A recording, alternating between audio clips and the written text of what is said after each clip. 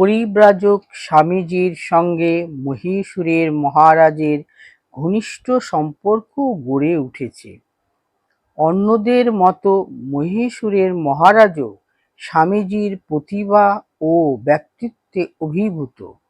একদিন মহারাজ স্বামীজিকে প্রশ্ন করলেন, স্বামীজি, আমার সভাসদদের আপনার কিরকম মনে হয়? সভাসদরা সেখানেই উপস্থিত ছিলেন। তাদের সামনেই স্বামীজি বললেন, সভাসদদের প্রকৃতি সর্বত্রই সমান। স্বামীজির এই স্পষ্ট ইঙ্গিতে মহারাজ অপ্রস্তুত। তিনি একটু আপত্তি করে বললেন, না না স্বামীজি, আমার দেওয়ান অন্তত তেমন প্রকৃতির লোক নন। স্বামীজি বললেন, কিন্তু মহারাজ, দেওয়ানের কাজই হলো রাজার ধন সরিয়ে নিয়ে ইংরেজ সরকারের প্রতিনিধিকে দেওয়া।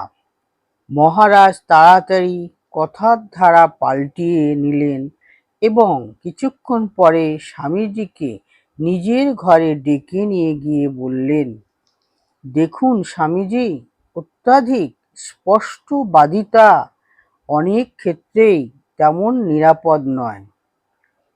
আপনি আমার সভাসদদের সামনে যেভাবে কথা বলছিলেন, এমনিভাবে ভবিষ্যতেও বলতে থাকলে আমার ভয় হয় কে কখন আপনার উপর বিষ প্রয়োগ করে বসে। স্বামীজি উত্তর দিলেন, কি বলছেন আপনি?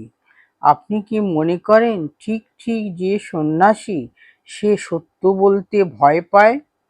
তাতে জীবনের ভয় থাকলেও কিছু যায় আসে না। এই ধরুন মহারাজ, কাল যদি আপনার ছেলে আমাকে জিজ্ঞাসা করে, স্বামীজি, আপনি আমার বাবার সম্বন্ধে কি মনে করেন? আমাকে কি তখন আপনার উপর এমন সব গুণাবলী আরোপ করতে হবে যা আমি ঠিক জানি আপনার কোনো কালে নেই, কখনোও না?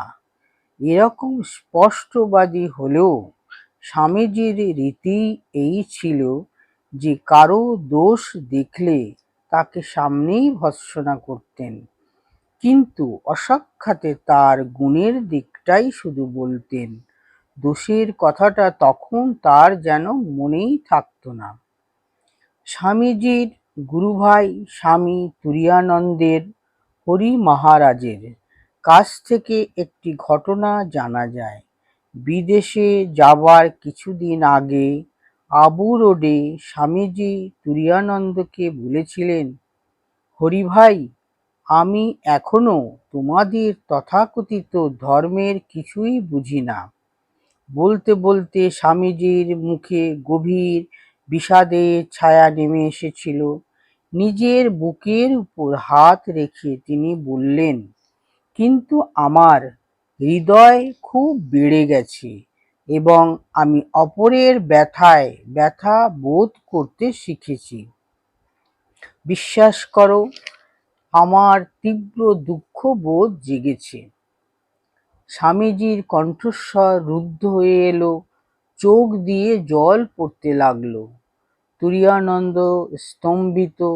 তার মনে হলো, বুদ্ধও কি ঠিক এমনি অনুভব করেননি আর এমনি কথা বলেননি?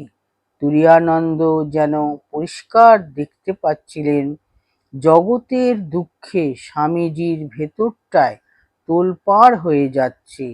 তার হৃদয়টা যেন প্রকাণ্ড একটা কড়াই, সেখানে তিনি যেন এমন একটা মলম তৈরি করতে চাচ্ছেন জগতের সমস্ত দুঃখ যাতে দূর হয়ে যায়।